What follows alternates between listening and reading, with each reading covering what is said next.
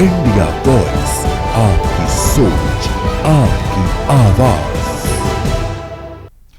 नमस्कार, खबर हरियाणा में आप सभी का स्वागत है। मैं हूं आपके साथ प्रज्ञा मिश्रा। बुलेटिन की शुरुआत करेंगे बड़ी और अहम खबर के साथ। तो सबसे पहले बात कर लेते हैं मुख्यमंत्री नायब सिंह सैनी ने सिरसा में आयोजित जिला लोक संपर्क और कष्ट निवारण समिति की बैठक की अध्यक्षता की।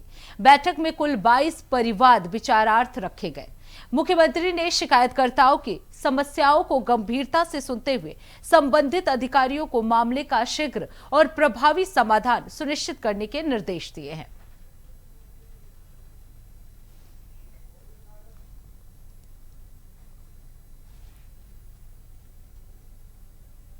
अब रुक कर लेते हैं अगली खबर के।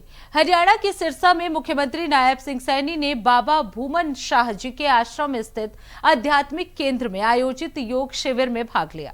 इस अवसर पर उन्होंने कहा कि आज का दिन बेहद शुभ है और आश्रम में आकर उन्हें शांति, सकारात्मकता और नई ऊर्जा का अनुभव हुआ है। मुख्यमंत्री ने कहा कि योग केवल शारीरिक स्वास्थ्य का माध्यम नहीं बल्कि मानसिक संतुलन और आध्यात्मिक विकास का भी महत्वपूर्ण साधन है। सौभाग्य का दिन है कि आज इस पावन धरा पर आध्यात्मिक चेतना के केंद्र बाबा भूमन शाह जी के आश्रम में आकर के मुझे असीम शांति व ऊर्जा की अनुभूति इस योग शिविर में हो रही है। सबसे पहले मैं बाबा भूमन शाह जी महाराज के चरणों में नमन करता हूं। साथ ही इस कार्यक्रम के आयोजित करने के लिए मैं आयोजकों को बहुत बहुत बधाई और शुभकामनाएं देता हूं। प्यारी साध संगत जी, हम सब जानते हैं कि 2 दिन के बाद अंतर्राष्ट्रीय योग दिवस 21 जून को अंतर्राष्ट्रीय स्तर पर पूरा विश्व मना रहा है।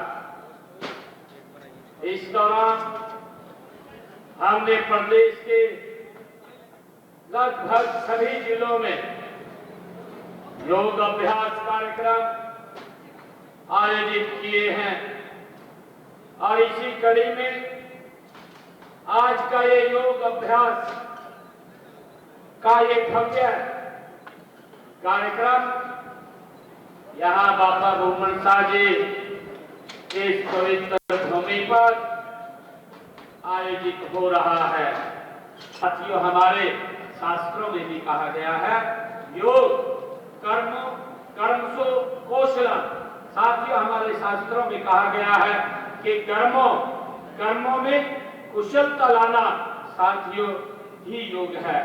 साथियों, हम हरियाणा का एक स्वस्थ, सम्मिलित और योग में राज्य बनाने के लिए पूरी तरह हमारी सरकार प्रतिबद्ध है।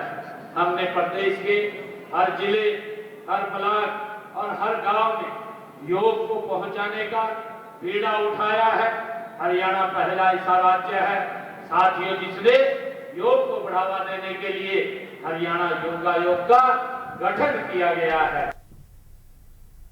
अब रुक कर लेते हैं अगली खबर के। भारतीय रेलवे ने गर्मियों की छुट्टियों में यात्रियों की बढ़ती भीड़ को देखते हुए समर स्पेशल ट्रेनों का संचालन शुरू कर दिया है।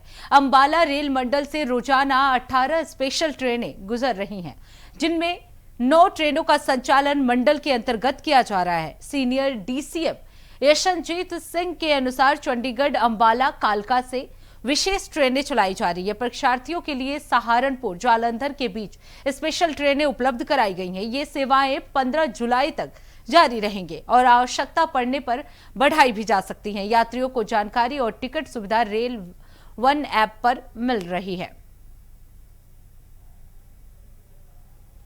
जी, समर रश को देखते हुए इंडियन रेलवेज ने all over India summer specials जो हैं चलाने का फ़ैसला किया था और काफ़ी ट्रेन्स चल रही हैं। जहाँ तक अम्बाला डिवीज़न का सवाल है, हमारी डिवीज़न से 18 स्पेशल ट्रेन्स गुज़रती हैं और जिसमें से 9 ट्रेन्स जो हैं वो हमने अम्बाला डिवीज़न से ओरिजिनेट होती हैं।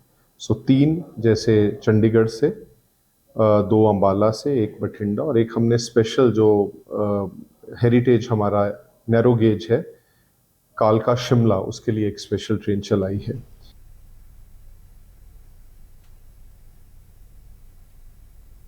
अब रुक कर लेते हैं अगली खबर की। यमुनानगर के जेठलानी गांव में 85 वर्षीय रिटायर्ड सुपरिटेंडेंटिंग इंजीनियर जगदीश बंसल की उनके घर में हत्या से सनसनी फैल गई है। घरेलू सहायिका के पहुंचने पर घटना का खुलासा हुआ। आपको बता दें, सूचना मिलते ही पुलिस, एफएसएल और सीआईए की टीम मौके पर पहुंची। प्रारंभिक जांच में सिर पर भारी वस्तु से हमला कर हत्या किए जाने की आशंका जताई जा रही है। घर का सामान बिखरा मिला है, जिससे लूटपाट की संभावना भी जांची जा रही है। पुलिस सीसीटीवी फुटेज और अन्य साक्ष्यों के आधार पर आरोपियों की तलाश में जुटी हुई है। वहीं इस घटना से गांव में शोक और दहशत का माहौल है।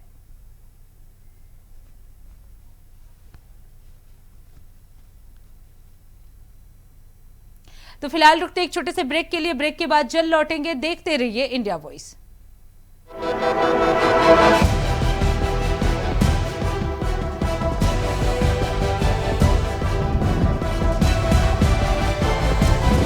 इंडिया वॉइस, आपकी सोच, आपकी आवाज।